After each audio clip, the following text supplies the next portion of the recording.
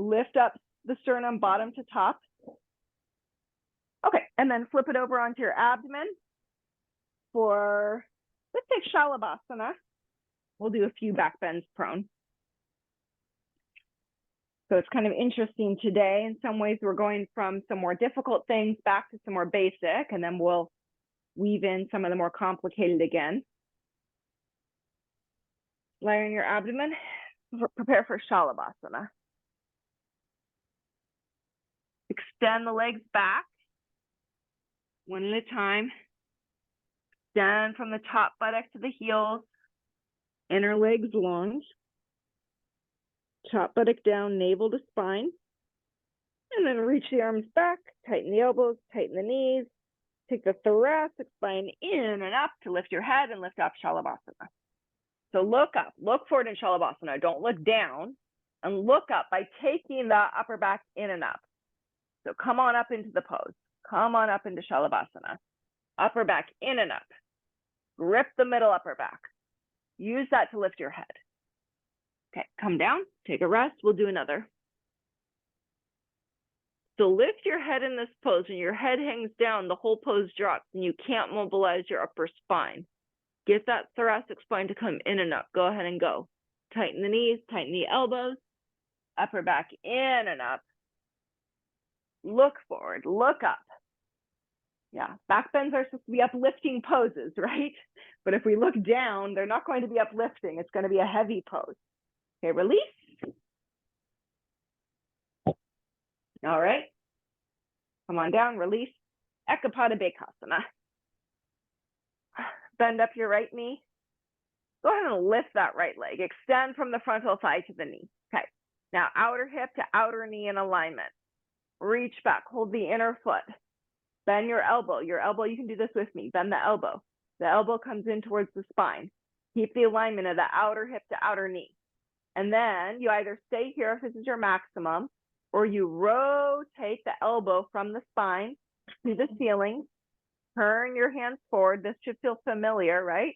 Chaturanga Dandasana arm. We did a lot of Chaturanga Dandasana earlier in class. Chest up. Extend from the frontal thigh to the knee. Elbow up to the ceiling.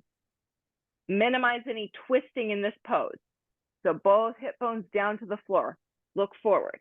I'm looking sideways because I have to see you, but look forward. Release, change the sides. Yeah, so really, I know there's a slight twisting to reach back for the foot, but really try to minimize any twisting because that can destabilize the sacrum.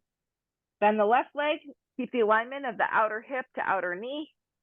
Be on the right forearm, reach back, hold the inner foot, and then first the elbow is to the spine side, and then you're going to bend that elbow, turn it up to the ceiling, keep the outer hip to outer knee alignment, and then press the heel of the hand to the toes, both hip bones down, chest up, look forward. Extend from the frontal thigh to the knee. So this is an important pose for lengthening out the frontal thighs. Okay, release, change sides, back to the right. Speak up if you have any questions. This is also, I know it's more of a leg pose, thigh pose, but I also find it's helpful for the shoulders as well.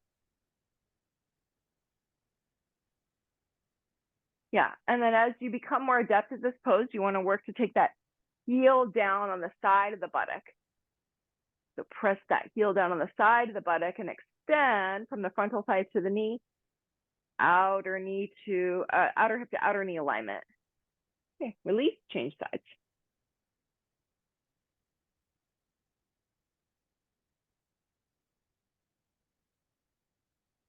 Chest up, hips down, outer hip to outer knee alignment, upper back end.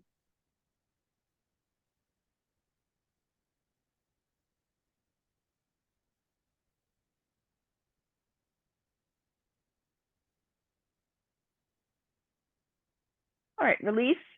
Take your head down, extend both legs out straight, tighten the knees, lift the legs up, get those legs nice and long, reach back through all 10 toes, draw that top buttock down to the heel so you traction out your low back, and then Dhanurasana. Bend your knees, lift the legs up one at a time to lengthen out the frontal thighs. Take the buttock down to the floor.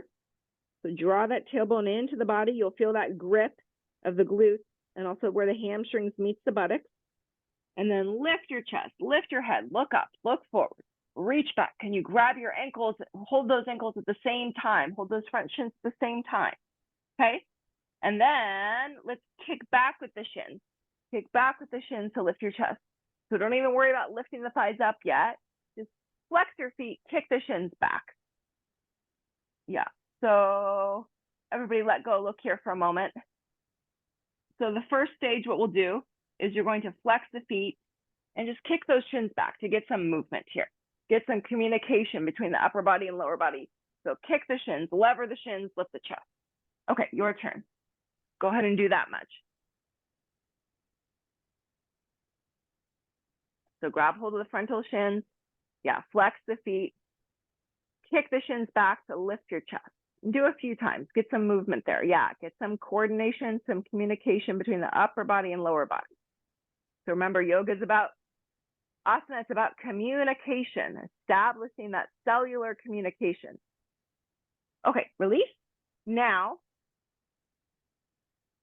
now you're going to work on lifting the frontal thigh. So now we'll keep the feet more pointed. It's not about the feet though, but the feet are going to be more extended, toes extended.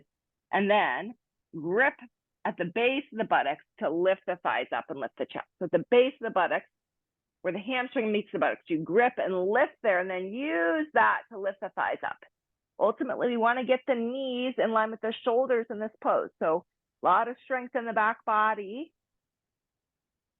A lot of grip there. Yeah, can you start to peel those thighs up off the floor? So those muscles, the hamstrings and the glutes, they have to grip to do that. And do a couple times.